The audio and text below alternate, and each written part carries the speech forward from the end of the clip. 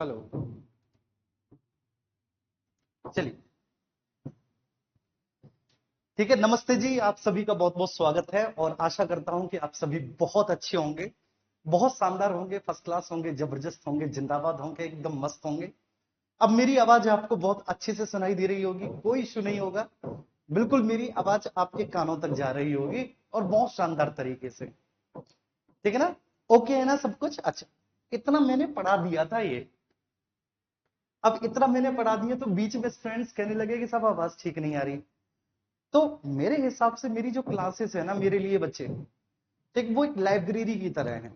वो व्यवस्थित होनी चाहिए, वो अच्छी होनी चाहिए। आप खुद सोच के देखिए कि मैंने आधे घंटे पढ़ा दिया, उसके बावजूद भी मैंने दोबारा से वो क्लास लाइव करवाई। मैंने कहा बिल्कुल क्लास धारा प्रभाव होनी चाहिए, बीच में किसी भी तरह का कोई डिस्टरबेंस नहीं, कोई बातचीत नहीं। ठीक है ना? और अब मैं उम्मीद करता हूं कि अब सब वो की होगा, मेरी आवाज बहुत अच्छे से आ रही होगी और आप देख पा रहे होंगे कि जो मैं रेगुलर क्लासेस और लेता था उससे ज्यादा अच्छी क्वालिटी भी आ रही होगी, है ना? क्वालिटी भी अच्छी है ना?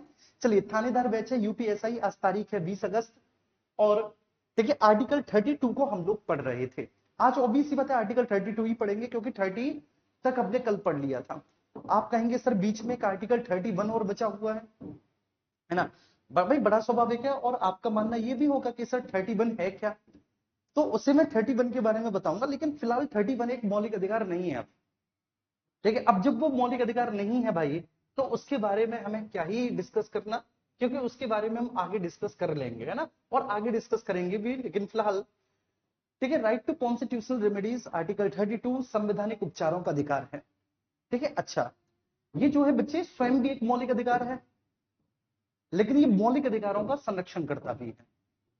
और ये मौलिक अधिकारों का संरक्षण करता है मतलब, अगर भाई आपके मौलिक अधिकार का हनन हो गया, उल्लंघन हो गया, आपके मौलिक अधिकार को सीमित कर दिया राज्य ने या किसी भी व्यक्ति ने, तो आप इसी आर्टिकल को आधार बनाकर माननीय सुप्रीम कोर्ट जा सकते हैं, हाई कोर्ट जा सकते हैं, और अपने लिए आप अपने उस फंडामेंटल राइट को लागू करवा सकते हैं। आपके जिस फंडामेंटल राइट का उल्लंघन किया गया है, तो आप अपने उस फंडामेंटल राइट को अपने लिए लागू करवा सकते हैं। तो एक ऐसा मौलिक अधिकार है मेरे प्यारे बच्चे। तो यही वो मौलिक अधिकार है जिसके बिहाफ पर, ठीक है, आप मौलिक अधिकारों को लागू करवा सकते हैं। तो देखो, मौलिक अधिकार परिवर्तनीय है ना, बोलो बाबू। मौलिक अधिकार परिवर्तनीय है, वाद्य योग्य है, जस्टिसेबल है। तो वो किस आधार पर है? ठीक है, वो जो परिवर्तनीय है, वाद्य योग्य, जस्टिसेबल, वो आर्टिकल 32 के आधार पर ही है। क्योंकि आर्टिकल 32 ही इस बात की गारंटी देता है कि भाई मौलिक अधिकारों को आप अपने लिए लागू करवा सकते हैं। और according to Baba Saheb doctor Bhimrao Ambedkar के अनुसार, ये सोल ऑफ कॉन्स्टिट्यूशन है, ये संविधान की आत्मा है। ये जो मौलिक अधिकार है, बाबा साहेब भीमराव अंबेडकर के अनुसार ये मौलिक अधिकार क्या है? ये सोल ऑफ कॉन्स्टिट्यूशन, ये संविधान की आत्मा है। अब क्यों है ये संविधान की आत्मा मेरे प्यारे बच्चे? क्योंकि ये एक तो स्वयं भी एक मौलिक अधिकार है, और दूसरा मौलिक अधिकारों का ये संरक्षण करता भी है ना? डीपीएसपी कहां से लिया गया है? आयरलैंड के संविधान से लिया गया है डीपीएसपी। चलो, ओके।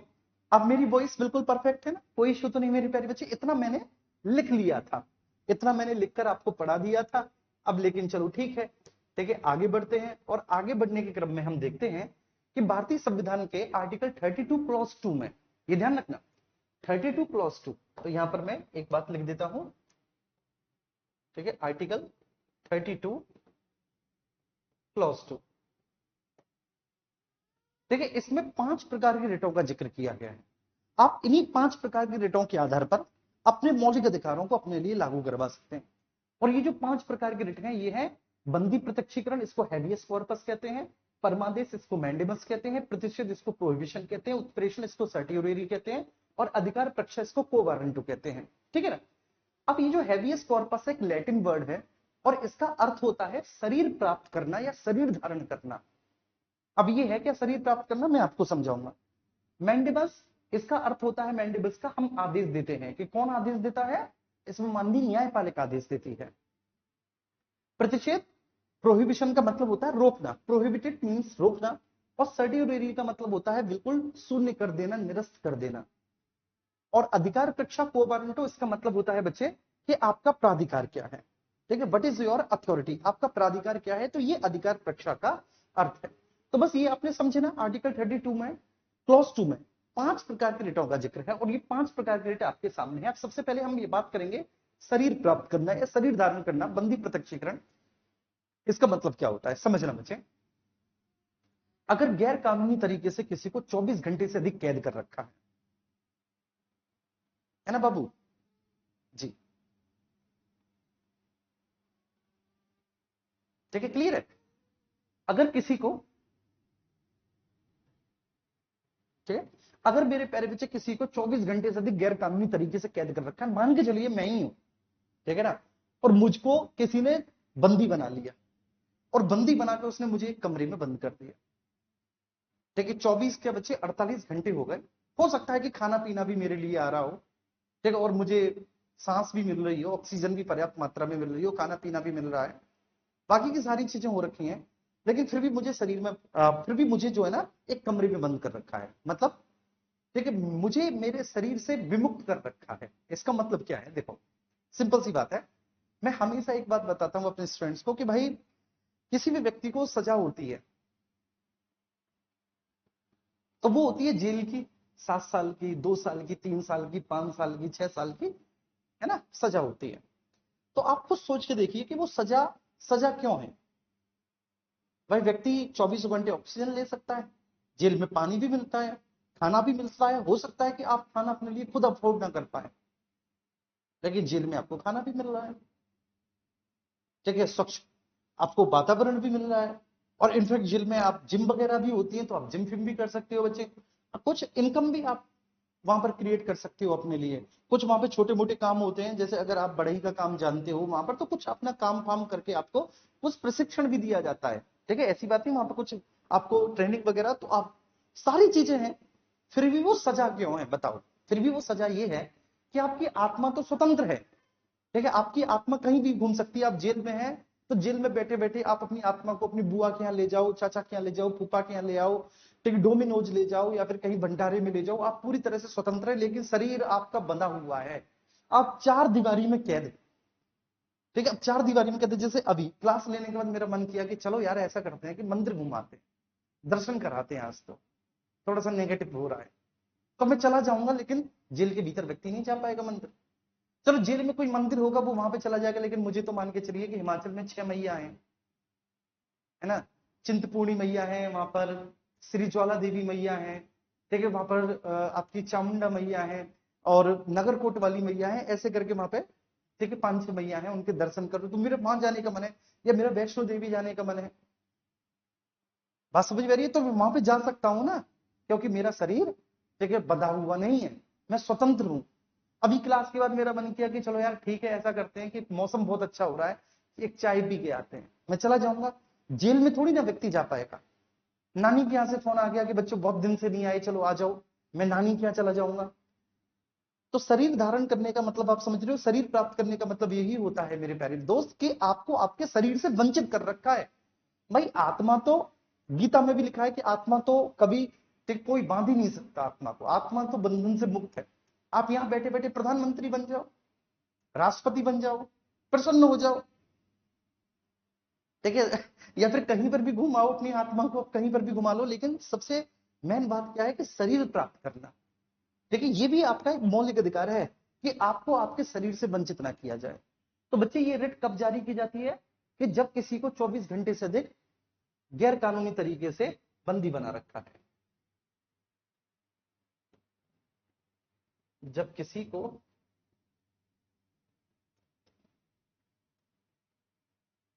24 घंटे से अधिक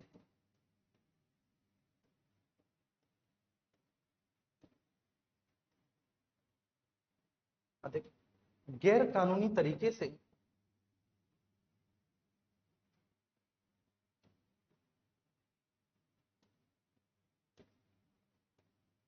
बंदी बना रखा है,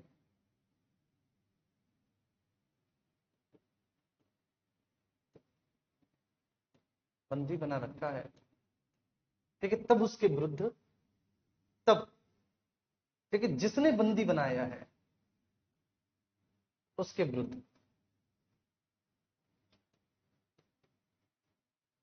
बनाया है, उसके विरुद्ध यह रिट जारी की जाती है, उसके विरुद्ध यह रिट जारी की जाती है।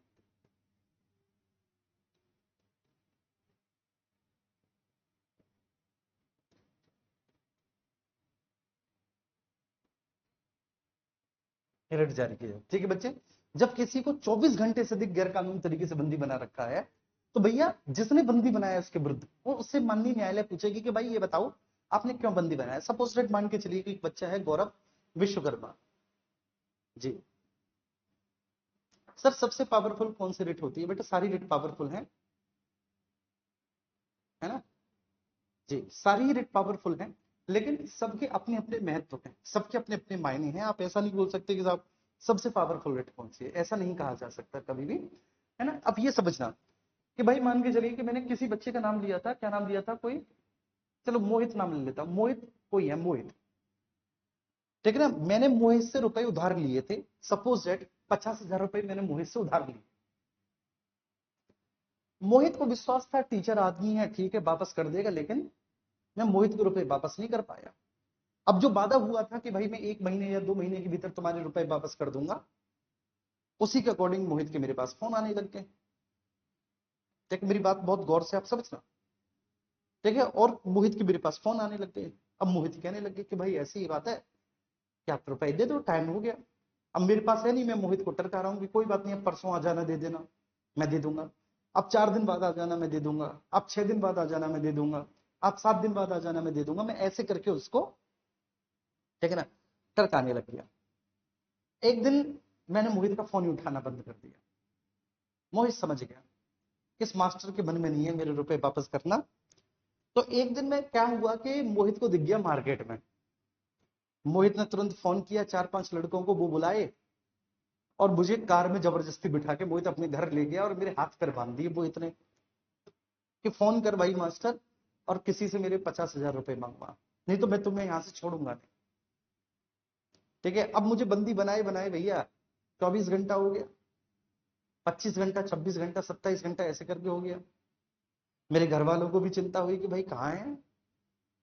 तो ऐसे से उनके पास फोन पहुंचा कि भाई बंदी बना रखा है, तो उन्होंने रुपए देने के बजाय वो कोर्ट चले गए आर्टिकल 32 के तहत।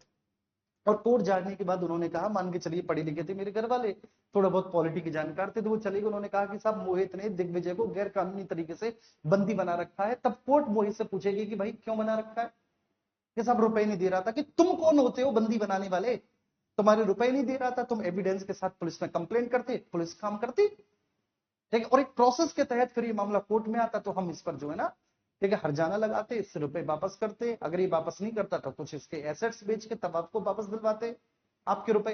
लेकिन आपको ये अधिकार किसने दे दिया कि आप कानून को अपने हाथ में लेकर आप इसे बंदी बनाने लग जाओ। क्लियर है बच्चे? तो जब किसी को ये होता है, तो ये रिट जो है बच्चे, ये प्राइवेट व्यक्ति के विरुद्ध भी जारी की जा सकती है। ये रिट जो है ये प्राइवेट व्यक्ति के विरुद्ध भी जारी की जा सकती है। प्राइवेट व्यक्ति के विरुद्ध भी जारी की जा सकती है।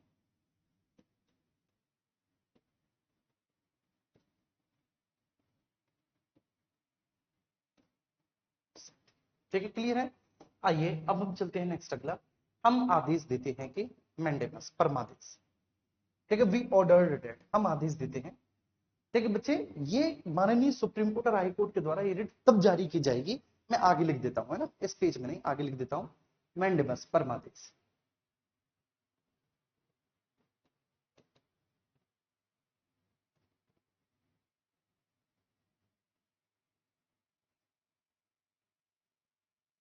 परमादेश, ठीक है। अब ये जो परमादेश है मेरे प्यारे बच्चे, ये तब जारी की जाती है,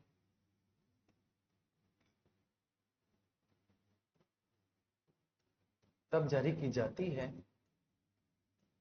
जब, अब आप सुन लो, कब जारी की जाती है बेटा परमादेश। तो इस मैंडेमस को तब जारी किया जाता है सशरीर उपस्थित करने से। आशय यही होता है बच्चे कि शरीर के साथ इसे उपस्थित किया जाए, ठीक है ना बच्चे। क्योंकि क्या हुआ कि 24 घंटे से अधिक गैर कानूनी तरीके से बंदी बना रखा है, तब जिसने बंदी बनाया है उसके विरुद्ध ये रिट जारी की जाती है। इनफैक्ट ये प्राइवेट व्यक्ति के विरुद्ध भी रिट जारी की जा सकती है, है ना बच्चे। प्राइवेट व्यक्ति का मतलब यहां पर यह है, जरूरी नहीं कि ये किसी सार्वजनिक या सरकारी व्यक्ति के विरुद्ध जारी की जाए, ये प्राइवेट व्यक्ति के अगेंस्ट भी जारी की जा सकती है ना। क्लियर है, ये बात समझ में आ रही है। अब इसके बाद फिर हम आगे चलेंगे, इसके बाद हम आगे चलेंगे और मेंडेबस पे चलेंगे, परमादेश पे चलेंगे। परमादेश, इस रिट को तब जारी किया जाता है मेंडेबस को जब कोई सरकारी अधिकारी है, ये ध्यान रखना है, हमेशा किसी भी सार्वजनिक व्यक्ति के अगेंस्ट जारी की जाएगी। पहले मेरी बात समझ लो, ठीक है, फिर मैं आगे चलूंगा। तो ये जो मेंडेबस है, परमादेश, ये तब जारी की जाएगी कोई सार्वजनिक व्यक्ति है, सरकारी व्यक्ति है, उसका काम था बच्चे अपने दायित्व को पूर्ति करना। जैसे मान के चलिए कोई नायब तहसीलदार है, ठीक है, उनका काम है कि भाई आपकी खसरा खतौनी पर सिग्नेचर करना। आप रोज रोज जा रहे हो बेचारे, आप परेशान हो रहे हो और वो कह देते कल आना, परसों आना, पल्ले दिन आना। आपको समझ में आ गया कि वो रुपए पैसे के आकांक्षी हैं, लेकिन आप भी कानूनों के जानकार हैं, तो ठीक है, आप समय मांग लेते हैं कि सब कब आऊं, वो दे देते हैं। बहुत दिन हो गए, आप कोर्ट चले गए, और कोर्ट जाने के बाद आप किस रिट के अगेंस्ट कोर्ट गए? परमादेश रिट के अगेंस्ट आप कोर्ट गए, मैंडेबस रिट के अगेंस्ट आप कोर्ट गए। और कोर्ट जाने के बाद आपने कहा कि साहब ये इसका कर्तव्य था, इसे सिग्नेचर करने थे इस पर, खसरा पर या खतौनी पर, लेकिन इसने अपने सार्वजनिक कर्तव्य को करने से इनकार कर दिया। इसका कर्तव्य था, इसको करने थे, लेकिन ये अपने इस कर्तव्य को पूरा करने से इनकार कर रहा है। तब कोर्ट पूछेगा कि भैया क्यों आप अपने इस कर्तव्य को करने से इनकार कर रहे हो, ऐसी क्या बात है? तब वो व्यक्ति अपने बचाव में उत्तर देगा कि साहब ऐसी बात थी कि वहां पर डीएम साहब की एक फाइल आ गई थी, उस फाइल को देखना था, फिर मैं औचक निरीक्षण पे चला गया, फिर मुझे पता चला कि वहां पर किसी ने सरकारी जमीन पर कब्जा कर रखा है, तो सब इस वजह से ही हुआ। ठीक है, तो हमेशा ध्यान रखना है केवल लोक प्राधिकारी के अगेंस्ट ही जारी की जाएगी। तो बेटा ये तब जारी की जाती है जब किसी सार्वजनिक व्यक्ति ने या जब किसी लोक प्राधिकारी ने, जब किसी लोक प्राधिकारी ने अपने किसी सार्वजनिक कर्तव्य को करने से इनकार कर दिया।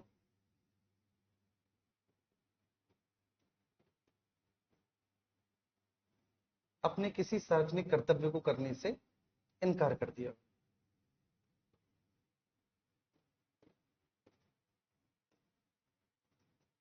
करने से इनकार कर दिया।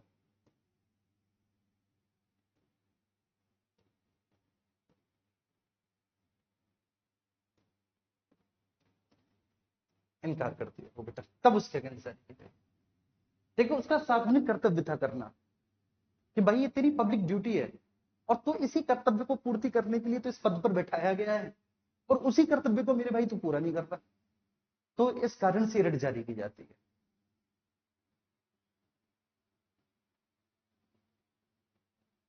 ठीक है, क्लियर है? अब इसके बाद इन दोनों रिटों को आपको एक साथ पढ़ना है। एक पढ़ना है आपको प्रोहिबिशन, प्रतिषेध,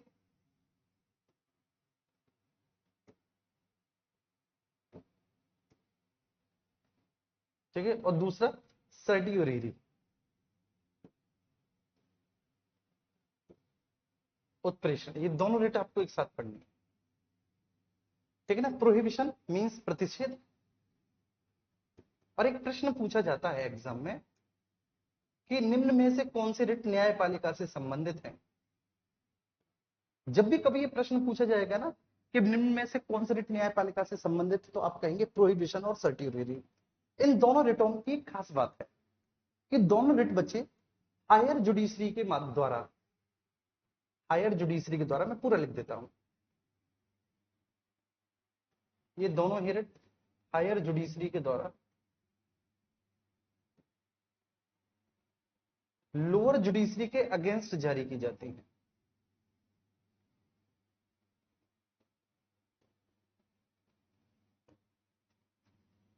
आ रही है मेरी बात समझ में?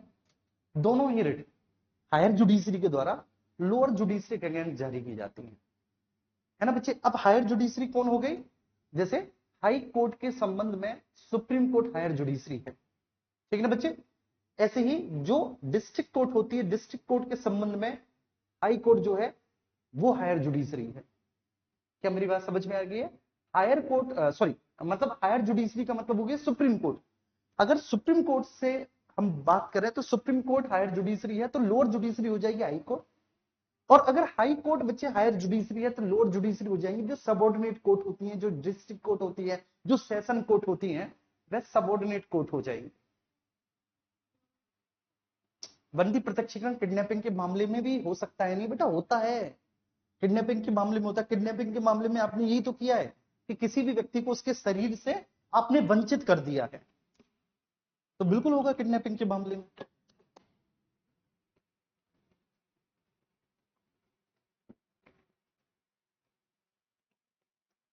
ठीक है, देखो बच्चे, अब इसमें क्या है कि ये हायर जुडिशरी के द्वारा लोअर जुडिशरी के अगेंस्ट जारी की जाएगी।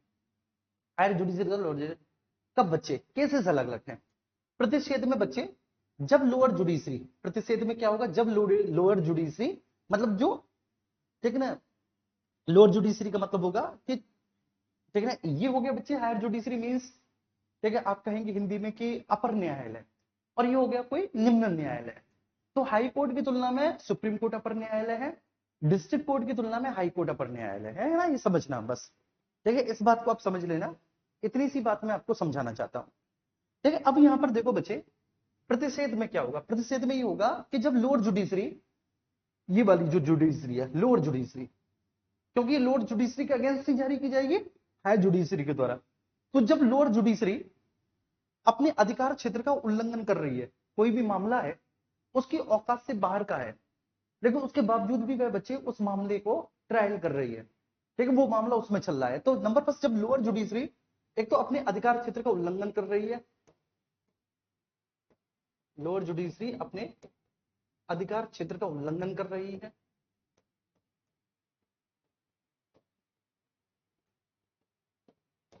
उल्लंघन कर रही है, या फिर बच्चे प्राकृतिक न्याय के सिद्धांतों का उल्लंघन कर रही है, नेचुरल जस्टिस के सिद्धांतों का उल्लंघन कर रही है, प्राकृतिक न्याय के सिद्धांतों का उल्लंघन कर रही है। अच्छा, ये ऑन गोइंग प्रोसेस है कि कर रही है, प्राकृतिक न्याय के सिद्धांत का उल्लंघन कर रही है, प्राकृतिक न्याय के सिद्धांत का उल्लंघन कर रही है,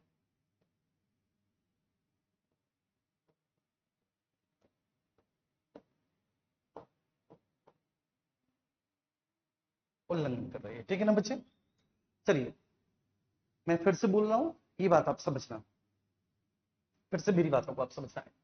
प्रतिषेध, जब लोअर जुडिशरी, प्रतिषेध का मतलब होता है बेटा लोअर जुडिशरी जब अपने अधिकार क्षेत्र का उल्लंघन कर रही है, ऑन गोइंग है, उल्लंघन कर रही है, अपने अधिकार क्षेत्र का उल्लंघन कर रही है,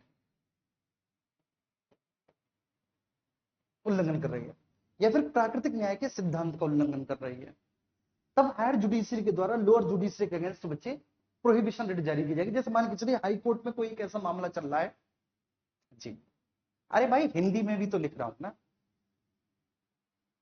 हिंदी में लिख रहा हूं, देखो हायर जुडिशरी मतलब अपर न्यायालय हो गया, अपर न्यायालय हो गया, लोअर जुडिशरी मतलब निम्न न्यायालय हो गया। ये बात मैंने आपको समझाई तो सही, मैं इसको हिंदी और इंग्लिश दोनों में ही समझा रहा हूं यार, थोड़ी सी ने अंग्रेजी यूज कर लो, हाय सर होने लगती है कि यार इतनी तो थोड़ी बहुत तो सीखो यार, थोड़ी बहुत तो जानो, इसमें क्या है। चलो, कोई भी मामला हाई कोर्ट में चल रहा है, अब समझना बहुत मजा आएगा, कोई मामला हाई कोर्ट में चल रहा है, ठीक है, प्रेस के माध्यम से, मीडिया के माध्यम से, लोगों के माध्यम से, या किसी भी ऐसे विश्वास पात्र माध्यम से सुप्रीम कोर्ट को पता चल रहा है कि हाई कोर्ट इस मामले में या तो अपने अधिकार क्षेत्र का उल्लंघन कर रही है, मतलब कि सुप्रीम कोर्ट के वादों पर, सुप्रीम कोर्ट के वर्डिक्ट्स पर, ठीक है, पे स्वयं जो है बच्चे हियरिंग कर रही है, मतलब मामला सुप्रीम कोर्ट के पास होना चाहिए था, लेकिन हाईकोर्ट खुद उस मामले को अपने पास लेकर उस पर विचार विमर्श कर रही है। ऐसे बहुत सारे मामले होते हैं, केसेस, ठीक है, जिनकी एक सीमा होती है कि ऐसे केसेस हाईकोर्ट तक जाएंगे और उसके ऊपर के केसेस सुप्रीम कोर्ट के पास जाएंगे। तो ऐसा कोई मामला है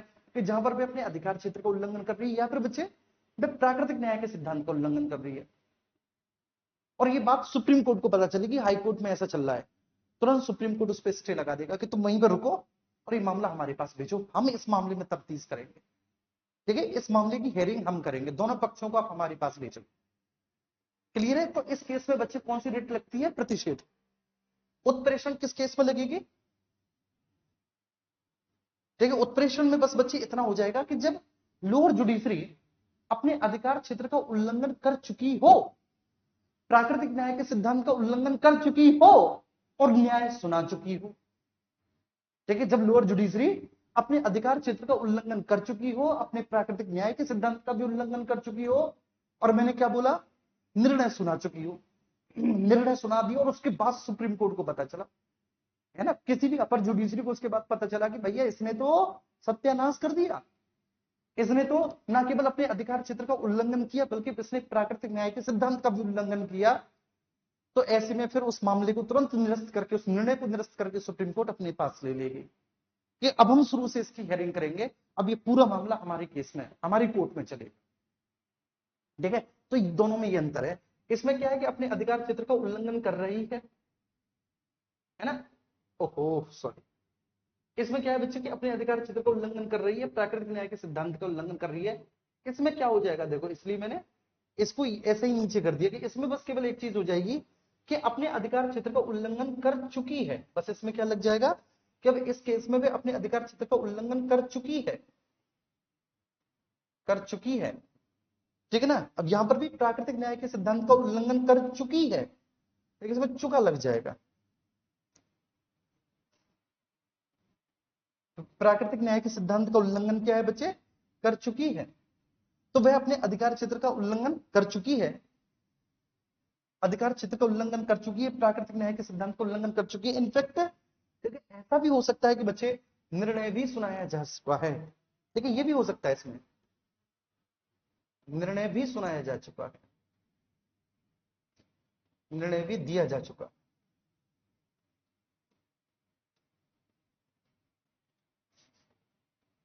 दिया जा चुका है।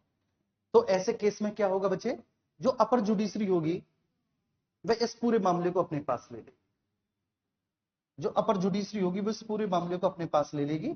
मतलब हाई कोर्ट के केस में सुप्रीम कोर्ट, और डिस्ट्रिक्ट कोर्ट या सेशन कोर्ट के केस में हायर जुडिशरी मतलब हाई कोर्ट, तब वो अपने मामले को अपने पास लेके शुरू से उसकी हियरिंग करवाएगी, और तब वो देखेगी कि जो भी दोषी व्यक्ति है उसको उपयुक्त सजा दी जाए। नितिन, रेशमी, विशाल,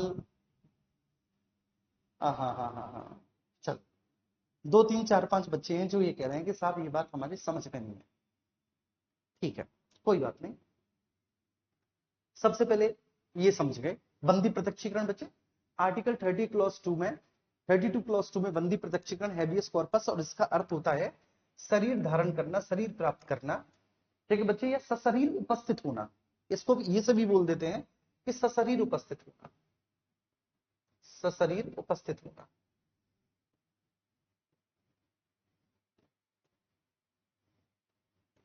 सशरीर उपस्थित होना।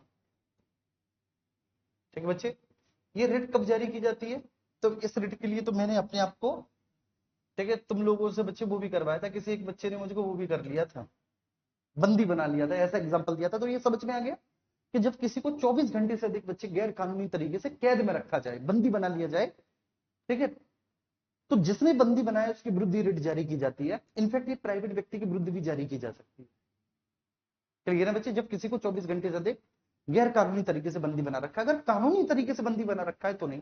जैसे मान के चलिए कि मजिस्ट्रेट साहब ने फैसला सुना दिया कि इसको 14 साल की सजा दी जाए तो 14 साल की सजा कानूनी तरीके से दी गई। अब इस 14 साल में पता नहीं वो कितने 24 घंटे होंगे, 14 साल में 24 घंटे 24 ही होंगे, है ना भाई। 14 साल में 24 घंटे 24 ही होंगे, क्योंकि एक 24 घंटे में पूरा दिन होता है।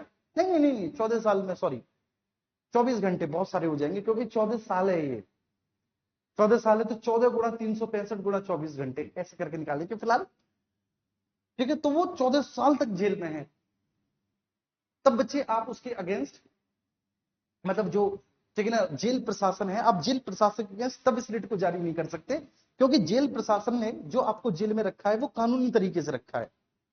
ठीक है, बाकायदा मजिस्ट्रेट साहब ने उसके लिए आपको सजा दी है, और सजा देने से पहले दोनों ही पक्ष के वकीलों को उन्होंने सुना है, और तब वो इस आधार पर पहुंचे, तो वो कानूनी आधार है, कानूनी आधार। अच्छा एक बात बताऊं, पुलिस भी 24 घंटे से अधिक तुम्हें थाने में नहीं रख सकती, ये ध्यान रखना।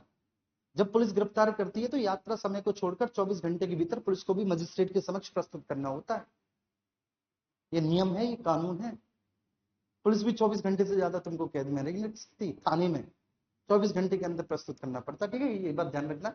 मैंडेबस, ठीक है, इसको हम कहेंगे हम आदेश देते हैं कि, हम आदेश देते हैं कि मैंडेबस। ठीक है, अब इसमें बच्चे ये मैंडेबस जो होता है हम आदेश देते हैं,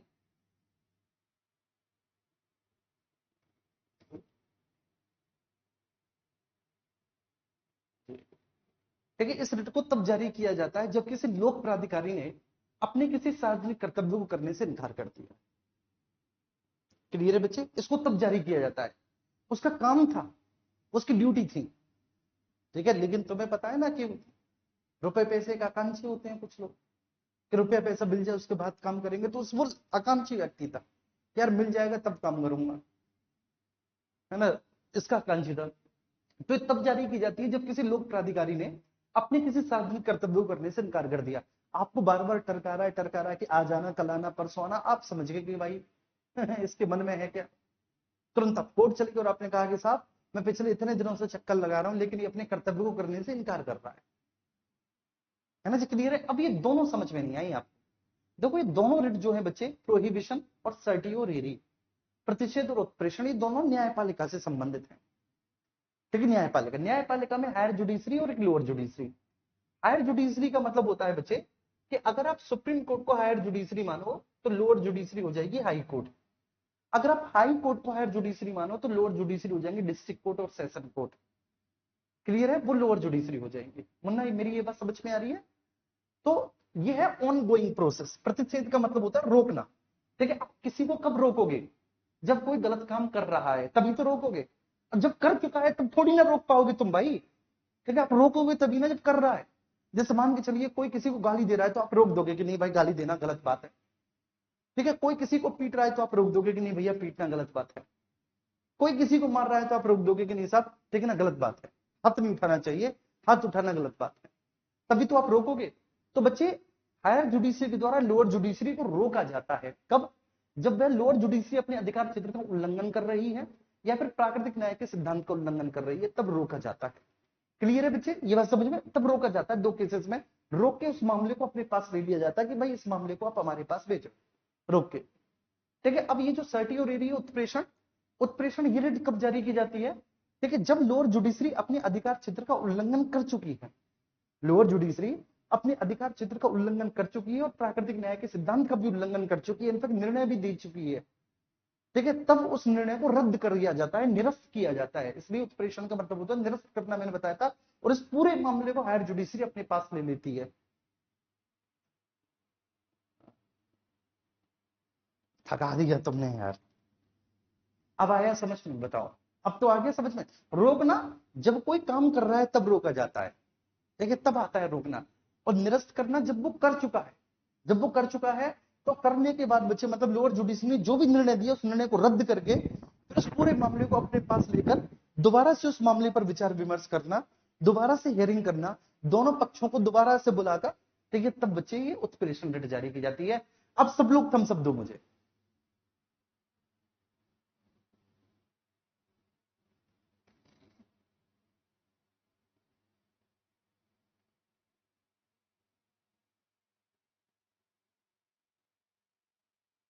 ठीक है, आ गया ना समझ में? हाँ। और ये देखो क्लास में आपको याद हुए होंगे। लास्ट से बच्चे को वारंटो अधिकार परीक्षा, इसका तो मैं बहुत अच्छा एग्जांपल बताऊंगा आपको। अधिकार परीक्षा को वारंटो।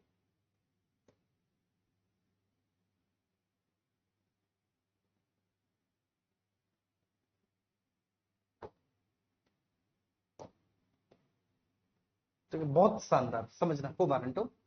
इसका अर्थ होता है, इसका मतलब होता है कि साहब आपका प्राधिकार क्या है।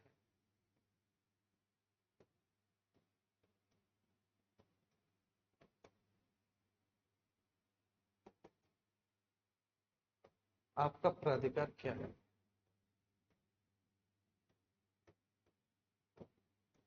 को वारंटो अधिकार पक्ष। ठीक है, देखो व्हाट इज योर अथॉरिटी, आपका प्राधिकार है क्या जी। अब ये क्या है देखो समझो। एक बार ऐसा हुआ, बहुत इंटरेस्टिंग रील है ये सोशल मीडिया पे डली हुई है, तो जो भी बात कहूंगा मैं सोशल मीडिया, ठीक है, उसके ब्याह पे। और बहुत अच्छा वो है कि उसमें क्या हुआ कि एक वकील साहब, ठीक है, जा रहे थे अपनी स्कूटी से। उनके पास हेलमेट भी नहीं था उस समय, शायद उनके पास ड्राइविंग लाइसेंस तो था लेकिन बाकी का आरसी वगैरह नहीं थे। उनको रोक लिया एक कांस्टेबल साहब ने, और रोकने के बाद उनके 1,000 रुपए का 1,500 रुपए का चालान काट दिया। कोई बात नहीं, बहुत शांति से उन्होंने चालान कटवाया। शायद वो जो वकील थे वो ट्रैफिक मामलों के ही एक्सपर्ट थे, तो उन्होंने बड़े प्यार से अपने चालान कटवाया। जो पीछे बैठा हुआ था उससे कहना वीडियो ऑन कर ले, तो पूरी वीडियो में है सारी चीजें, वो चालान कटवा रहे हैं, मुस्कुरा रहे हैं, और उसके बाद फिर उन्होंने कांस्टेबल को पकड़ लिया कि भाई एक बात बता, ठीक है ना, ये 1500 रुपए का चालान तुमने किस आधार पे काटा? कांस्टेबल एकदम गर्म आ गया कि साहब तुमने हेलमेट नहीं पहना, इस आधार पे काटा, तुम्हारे पास ये नहीं बोने। वो तो ठीक है, शब्द यूज करता है को वारंटो, वो वकील आदमी, कि तुम्हारा प्राधिकार क्या था 1500 रुपए का चालान काटने का? मतलब तुम अधिकतम 500 रुपए तक के चालान काट सकते हो, 500 रुपए से ऊपर का चालान टीआई काटेगा, ट्रैफिक इंस्पेक्टर काटेगा। फिर तुमने कैसे काट दिया? अब वो लाल पीला पड़ गया। समझ में आ रही है बात? तो आपका प्राधिकार क्या है का मतलब क्या होता है बच्चे, कि को वारंट मतलब आप किस हैसियत से इस काम को कर रहे हो।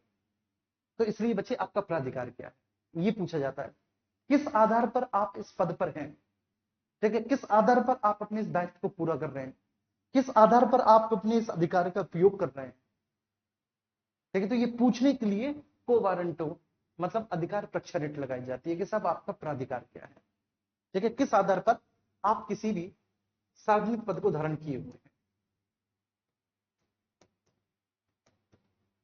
किस आधार पर आप किसी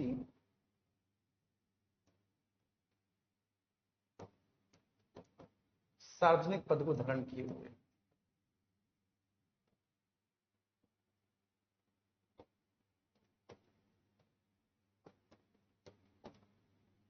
धारण किए हुए हैं,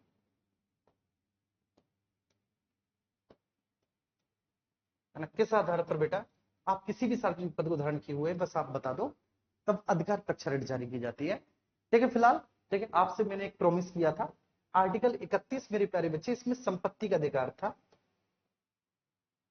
ठीक है ना, संपत्ति का अधिकार इसमें था, राइट टू प्रॉपर्टी, ठीक है। मैंने आपको बताया था ना कि मैं हाँ लास्ट में बताऊंगा।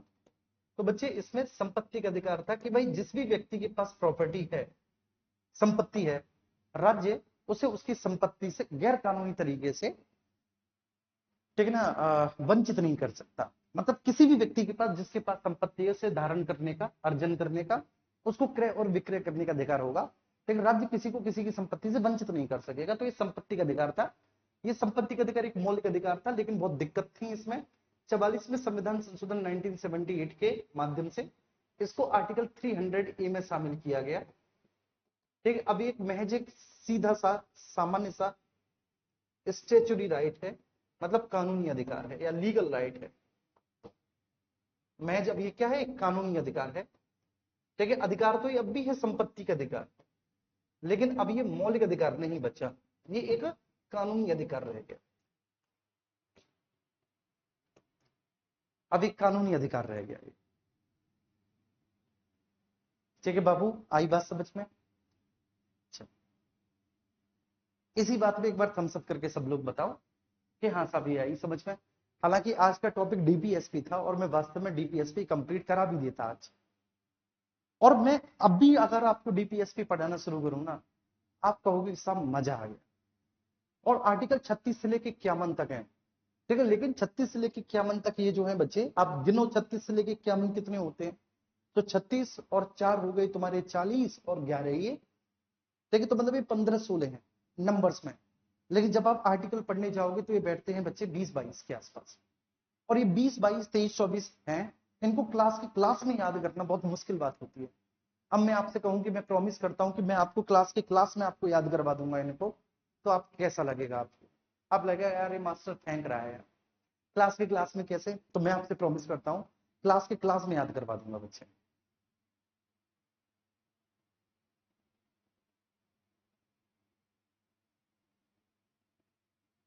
ठीक है। और वैसे भी अभी क्लास हुई कितनी है, आप अभी तो 1 घंटे की भी नहीं हुई क्लास। आप ये देखो बच्चे,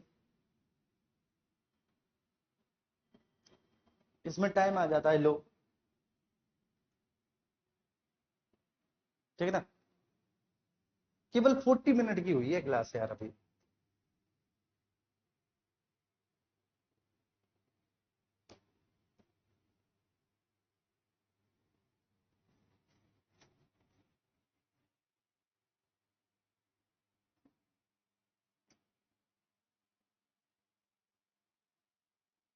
ठीक है।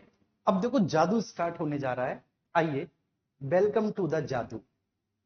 अब मेरे प्यारे बच्चे, जादू स्टार्ट होने जा रहा है। उसको कहेंगे directive principles of state policy, DPSP. English में क्या कहेंगे इसको? इंग्लिश में बोलते हैं डायरेक्टिव प्रिंसिपल्स ऑफ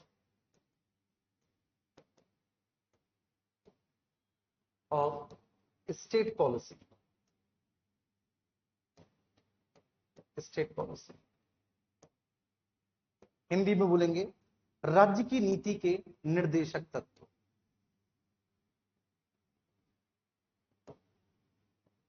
राज्य की नीति के निर्देशक तत्व, निर्देशक तत्व, डीपीएसपी। ठीक है, मैं आपको पहले भी बता चुका हूं कि डीपीएसपी को हमने आयरलैंड के संविधान से ग्रहण किया है।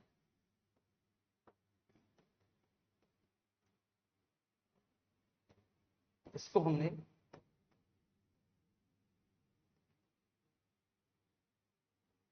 आयरलैंड के संविधान से ग्रहण किया है बच्चे। ठीक है, अब आप जानना चाहेंगे कि है क्या ये। जैसे मौलिक अधिकार मैंने बताया, वे आधारभूत परिस्थितियां प्रदान करते हैं जिससे व्यक्ति, ठीक है, राज्य के अगेंस्ट पूरी तरह से बचे, सभी प्रकार से सुरक्षा से मुक्त होकर अपना सर्वांगीण विकास कर सके। ये तो मैंने बताया था फंडामेंटल राइट की परिभाषा में। अब आप में से मान के चले कि कोई भी मेरा साथी ये पूछना चाहे कि साहब एक बात बता दो, डीपीएसपी क्या है, थोड़ा सा डीपीएसपी को भी आप परिभाषित कर दो। डीपीएसपी, तो डीपीएसपी मेरे प्यारे बच्चे राज्य पर आरोपित किए गए कर्तव्य हैं। डीपीएसपी क्या है? ये राज्य पर आरोपित किए गए कर्तव्य हैं। और ये कर्तव्य राज्य पर किसने आरोपित किए हैं? संविधान में। बस, अब इन कर्तव्यों को राज्य पूरा करे या ना करे, ये राज्य की इच्छा पर निर्भर करता है। लेकिन ये अप्रवर्तनीय है, मतलब इनको लागू नहीं करवाया जा सकता। जैसे डीपीएसपी प्रवर्तनीय थे ना, कि आर्टिकल 32 के तहत आपके किसी भी मौलिक अधिकार को किसी ने आपसे छीना, आप तुरंत कोर्ट चले जाइए और कोर्ट जाकर आप उनको अपने लिए लागू करवा दीजिए। लेकिन इनको ऐसे नहीं करवाया जा सकता, है ना। तो ये है क्या, बस इतना हमें समझना है कि भैया ये संविधान के द्वारा, ये संविधान के द्वारा द्वारा राज्य पर आरोपित किए गए कर्तव्य हैं।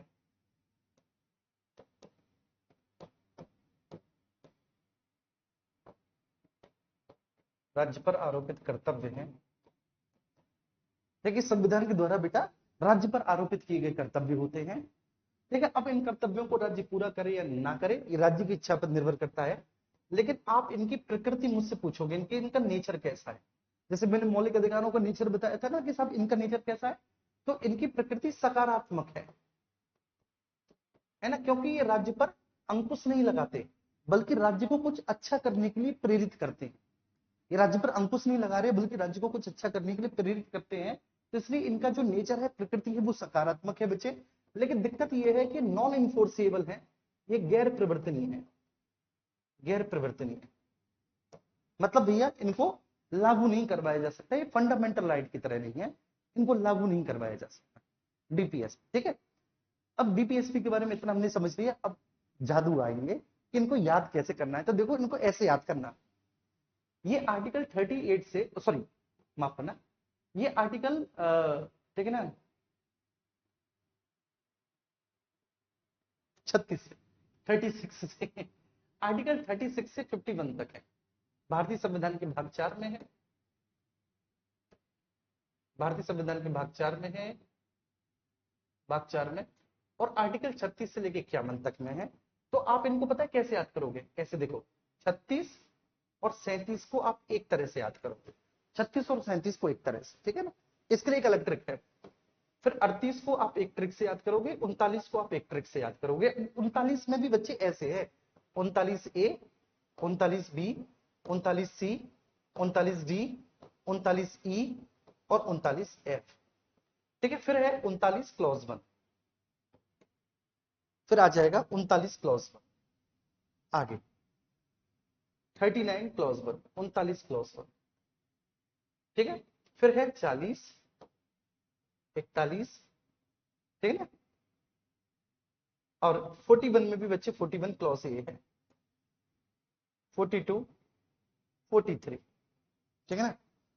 43 क्लॉज ए है, 43 क्लॉज बी है, और फिर उसके बाद है बस। ठीक है, इनको आप एक ट्रिक से याद करोगे, ठीक है, ऐसे करके 44। अब इसके बाद बचे 44, 45, 46, 47, 48, 49 और 50, इनके लिए अलग ट्रिक है। तो हम सबको ट्रिक से याद करेंगे, ठीक है। और मैं ट्रिक से पढ़ाता हूं नहीं आमतौर पर, देख कुछ चीजें ऐसी होती हैं जहां पे जरूरी हो जाता है थोड़ा बहुत ट्रिक का यूज करना जी। ये क्लास ध्यान रखना आज 2:30 बजे स्टार्ट हुई है, तो अभी ये मत कहना कि 1 घंटे से ऊपर नहीं हुआ अभी, है ना जी। ये ध्यान रखना है आपको। अब यहां पर आप, जैसा कि मैंने तुमसे प्रॉमिस किया कि 36 और 37 बड़ा सिंपल है। 36 में है कि राज्य की नीति के निर्देशक तत्व है ना, तो इसमें राज्य की परिभाषा है, इसमें राज्य की परिभाषा है। राज्य को परिभाषित किया गया जैसे कि भारतीय संविधान के भाग 3 के आर्टिकल 12 में राज्य को परिभाषित किया गया था, लेकिन वो राज्य केवल भाग 3 के लिए था। ऐसे ये जो राज्य की परिभाषा है ये केवल भाग 4 के प्रायोजन के लिए। भाग 4 मतलब डीपीएसपी। तो ये जो राज्य की परिभाषा है बच्चे, ये राज्य की परिभाषा केवल भाग 4 के प्रायोजन हेतु है।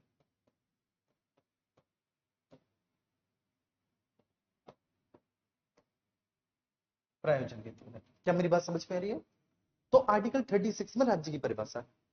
आर्टिकल 36 में ये जो राज्य की परिभाषा है, ये राज्य की परिभाषा केवल भाग 4 के प्रायोजन के लिए है, केवल भाग 4 के प्रायोजन के लिए। क्या मेरी बात समझ में आ रही है? देखिए यहां तक किसी को किसी भी तरह का कोई इश्यू तो नहीं? प्लीज मुझे एक बार बता देंगे आप। देखिए नहीं ना मेरे प्यारे बच्चे, लेकिन ये राज्य वही होगा, ठीक है, जो आर्टिकल 12 वाला राज्य है। ये बच्चे राज्य वही होगा जो आर्टिकल 12 वाला राज्य है। देखिए ये मैं आपसे प्रॉमिस करता हूं कि राज्य वही है आर्टिकल 12 वाला, मतलब इस राज्य के अंतर्गत, ठीक है, संसद और केंद्रीय सरकार, राज्यों के विधानमंडल, राज्यों की सरकार है, स्थानीय प्राधिकरण और अन्य प्राधिकरण शामिल है। ठीक है, बोलो याद आया सभी को? हाँ या ना?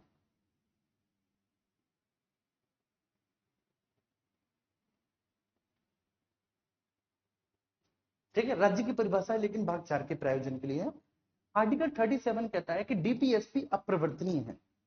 37 में पहले ही बोल दिया कि भाई जो directive principles of state policy है डीपीएसपी वो अप्रवर्तनीय है, लेकिन उसके बावजूद भी देश के शासन में जरूरी है। ठीक है, डीपीएसपी अप्रवर्तनीय है, डीपीएसपी अप्रवर्तनीय है,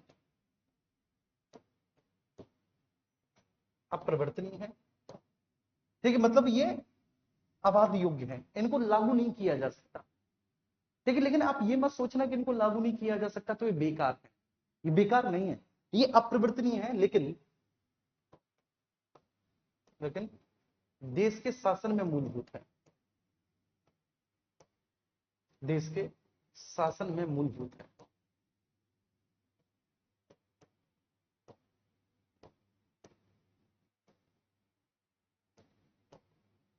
देश के शासन में मूलभूत, ऐसे करके याद करेंगे बच्चे। ये हो गए 36 और 37 याद, सिंपल सी बात है। 38 को आप कैसे याद करोगे? 38 को आप याद करोगे बच्चे डब्ल्यू आई से, डब्ल्यू आई, ऐसे याद कर लो डब्ल्यू आई से, कोई दिक्कत? तो जब भी कोई पूछे कि 38 को कैसे याद करना है, सब डब्ल्यू आई से याद करना है। अब डब्ल्यू का मतलब क्या है बच्चे? डब्ल्यू का मतलब है वेलफेयर, वेलफेयर मतलब लोक कल्याण। और आई का मतलब क्या है बच्चे? बोलो, ठीक है ना? आई का मतलब क्या है, फटाफट से बोलो। इन इक्वलिटी को समाप्त करना, आई मीन्स इन इक्वलिटी को समाप्त करना, तो डब्ल्यू आई। अब यहाँ पर डब्ल्यू का मतलब है वेलफेयर, वेलफेयर मतलब लोक कल्याण। तो इसमें है कि राज्य लोक कल्याण की अभिवृद्धि करेगा और सामाजिक, आर्थिक और राजनीतिक न्याय प्रदान करेगा। क्या है बच्चे यहाँ पर? तो 38 को हमने याद किया डब्ल्यू आई। अब डब्ल्यू आई में तो क्या डब्ल्यू आई भैया? तो राज्य लोक कल्याण की अभिवृद्धि करेगा,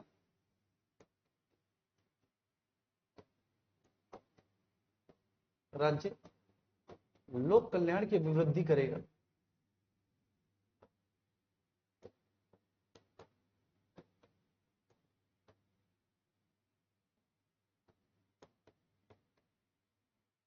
और सामाजिक, आर्थिक और राजनीतिक न्याय प्रदान करेगा।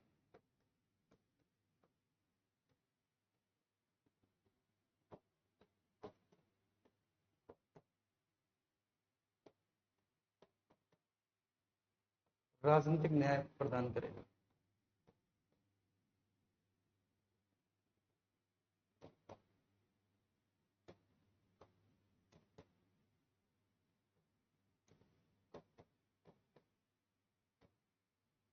प्रदान करेगा। राज्य लोक कल्याण की वृद्धि करेगा और सामाजिक, आर्थिक और राजनीतिक न्याय प्रदान करेगा। डब्ल्यू मीन्स वेलफेयर, लोक कल्याण, ठीक है। अब आई का मतलब होता है बच्चे इनइक्वालिटी। इनइक्वालिटी मीन्स असमानता। तो आय, सुविधा और अवसर की असमानता को समाप्त करना। आय, सुविधा और अवसर की असमानता को समाप्त करेगा। कौन? राज्य। तो एक पॉजिटिव है भैया, राज्य क्या करेगा? आय, सुविधा और अवसर की असमानता को समाप्त करेगा।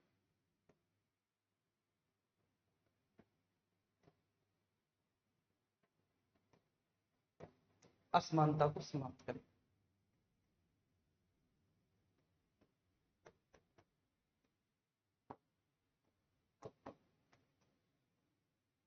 आ रही है मेरे प्यारे बच्चे मेरी बात समझ में? राज्य आय, सुविधा और अवसर की असमानता को समाप्त करेगा। ये हो गया, सिंपल सी बात है, कोई दिक्कत नहीं। अब भैया इस पर आ जाते हैं 39 पर। 39 इसको एक ट्रिक से याद करेंगे। 39 की ट्रिक ये है कि एलडीसी का एक कर्मचारी था। एलडीसी समझते हो? आज जैसे सीजीएल होता है, सीएचएसएल होता है, तो वैसे सीएचएसएल की जगह पर कभी एलडीसी का एग्जाम होता था। उसको एलडीसी कहते थे, लोअर डिविजनल क्लर्क। तो बच्चे कोई एलडीसी है, मतलब लोअर डिविजनल क्लर्क है, कर्मचारी है कोई, और वो एलडीसी का कर्मचारी किस में काम करता है? पब्लिक हेल्थ केयर में काम करता है। पब्लिक हेल्थ केयर में काम करता है। ऐसे करके इनको याद करना है। तो ये तो केवल ट्रिक है। ये है 39, ये समझना बच्चे। ये है 39A, 39B, 39C, 39D, 39E, 39F। ये सब 39 के ही अंतर्गत आते हैं। ABCDEF, ये सब 39 के अंतर्गत आते हैं। ABCDEF, ये है इनको याद करने की ट्रिक। अब ट्रिक कैसे है? तो एलडीसी का कोई कर्मचारी है, पब्लिक हेल्थ केयर में काम करता है बेचारा, है ना। L4 होता है बच्चे लाइवलीहुड। लाइवलीहुड का मतलब होता है आजीविका। आप लिखो खुद, मैं नहीं लिखूंगा ये। L4 मतलब होता है लाइवलीहुड। लाइवलीहुड का मतलब होता है आजीविका। मैंने L को यहां से हटा दिया क्योंकि ये ट्रिक केवल मेरे और आपके बीच की है, ये नोट्स में नहीं जानी चाहिए। तो आजीविका तो मतलब एक क्या कहता है? ये बोलता है कि पुरुषों और महिलाओं को आजीविका के पर्याप्त साधन, कि राज्य का ये कर्तव्य है कि राज्य पुरुषों और महिलाओं को आजीविका के पर्याप्त साधन उपलब्ध कराए। राज्य पुरुषों और महिलाओं को आजीविका के पर्याप्त साधन उपलब्ध कराए।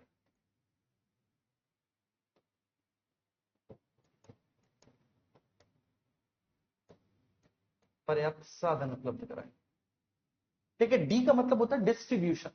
डिस्ट्रीब्यूशन का मतलब होता है बंटवारा। डी का मतलब क्या है बच्चे? डिस्ट्रीब्यूशन। और डिस्ट्रीब्यूशन का मतलब क्या होता है? बंटवारा। तो बंटवारा किसका भैया? ठीक है, समाज के भौतिक संसाधनों का। ये समाज के जितने भी भौतिक संसाधन है, ऐसा ही नहीं कि मुट्ठी भर लोगों के हाथों में हो। ये समाज के भौतिक संसाधनों का समान रूप से बंटवारा होना चाहिए बच्चे, ठीक है। तो ये बोलता है, ठीक है, समाज के भौतिक संसाधनों का, समाज के भौतिक संसाधनों का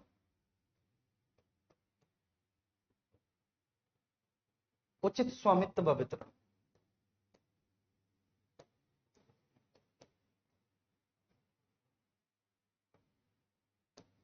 उचित स्वामित्व व वितरण, ठीक है। अब सी का मतलब है बेटा सेंट्रलाइजेशन का विरोध। सेंट्रलाइजेशन का विरोध का मतलब क्या होता है? केंद्रीकरण का विरोध। केंद्रीकरण, तो केंद्रीकरण बच्चे मतलब अर्थव्यवस्था में धन तथा उत्पादन के संसाधनों के अहितकारी केंद्रीकरण का निषेध। अर्थव्यवस्था में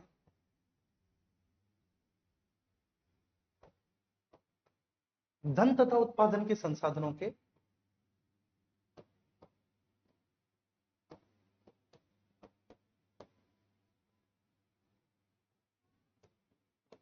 अर्थव्यवस्था में धन तथा उत्पादन के संसाधनों के अहितकारी केंद्रीकरण का निषेध। लेट जाओ।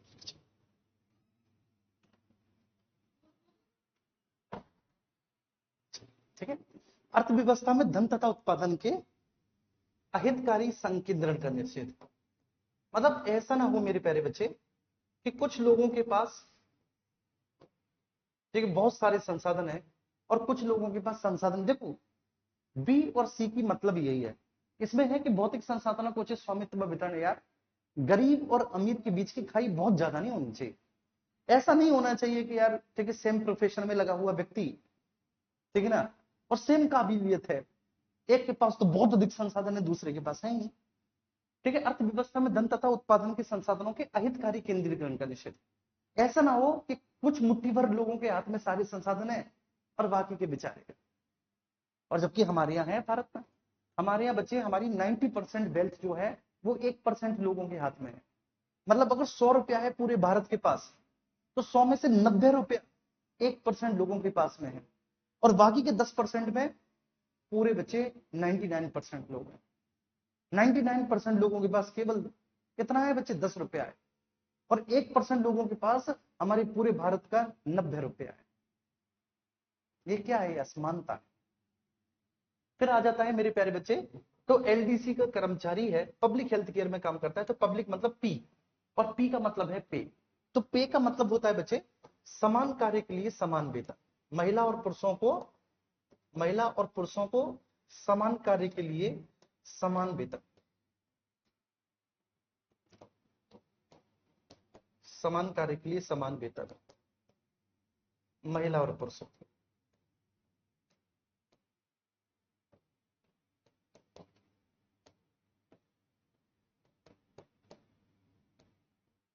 महिला और पुरुषों को समान कार्य के लिए समान वेतन। ठीक है, क्लियर है बच्चे। अब आप देख लो, अब जैसे आप दरोगा बनेंगे या कोई हमारी बच्ची दरोगाइन बनेगी, वेतन समान होगा। ठीक है, अब ये सरकारी सेक्टर में तो लागू हो गया है कि चाहे महिला हो पुरुष हो समान कार्य के लिए समान वेतन है। अब एच का मतलब है बच्चे हेल्थ, इसको हटा देंगे, एच का मतलब हेल्थ। हेल्थ का मतलब ये है कि महिला हो पुरुष हो या बच्चे, ठीक है, अगर ये श्रमिक है तो इनको आयु व शक्ति के आधार पर प्रतिकूल रोजगार में जाने से बचा। महिला पुरुष व बच्चे को, महिला और पुरुष को तो मेरे प्यारे बच्चे शक्ति के आधार पर, जैसे देखिए क्षमता है 10 किलो वजन उठाने की, और ऐसे काम में लगे हुए हैं, ऐसी मजदूरी कर रहे हैं जिसमें 30 किलो वजन उठाना पड़ रहा है, 20 किलो वजन उठाना पड़ रहा है, सामर्थ्य नहीं है शरीर के भीतर फिर भी वजन उठाना पड़ रहा है। बच्चा है, छोटा बच्चा, ठीक है, इतनी सामर्थ्य नहीं है उस छोटे बच्चे की, लेकिन उसके बावजूद भी उस बच्चे को अपनी आयु से कहीं ज्यादा बड़ा काम करना पड़ रहा है। तो महिला पुरुष व बच्चे को प्रतिकूल रोजगार में जाने से रोकना।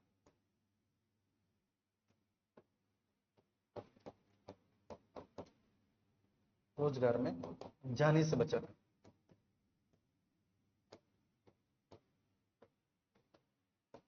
जाने से बचाना महिला पुरुष व बच्चों को। और सी का मतलब होता है मेरे प्यारे बच्चे, ठीक है ना, चाइल्ड। सी का मतलब क्या है, चाइल्ड। तो इसमें बच्चों के लिए प्रावधान है कि बच्चों को गरिमा के साथ विकास का अवसर देना,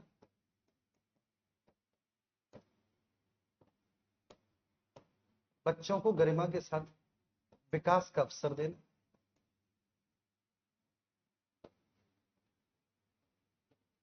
अवसर देना, और प्रत्येक प्रकार के शोषण से उनकी रक्षा, प्रत्येक प्रकार के शोषण से उनकी रक्षा,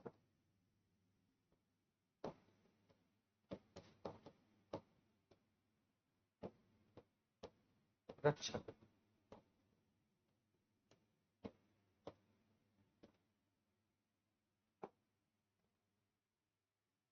ठीक है, बताओ बच्चे, याद हुआ कि नहीं?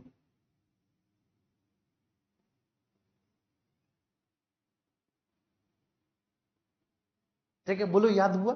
ठीक है, आप लोग कह रहे हो मैं रहने दे रहा हूं, ठीक है, लेकिन बच्चे देखो ये भी हैं, ये बहुत सिंपल है, लेकिन कोई बात नहीं, आप कह रहे हो मैं रहने देता हूं, लेकिन ये भी बहुत सिंपल है। अब आप बताओ, आज के बाद कोई आपसे कह सकता है कि डीपीएसपी याद करना कठिन है? बताओ मुझे, कोई मुझसे कह सकता है, आपसे कह सकता है बच्चे कि डीपीएसपी याद करना कठिन है? बिल्कुल भी कठिन नहीं है। मैं अगर आप मुझे 10 मिनट दे देते ना, तो 10 मिनट में मैं सारे आपको पढ़ा देता और क्लास के क्लास में याद करवा देता। लेकिन कोई बात नहीं, चलो ठीक है, आप लोगों का भी ज्यादा पढ़ने का मन नहीं करता, कम पढ़ने का मन करता है। ठीक है, थैंक यू।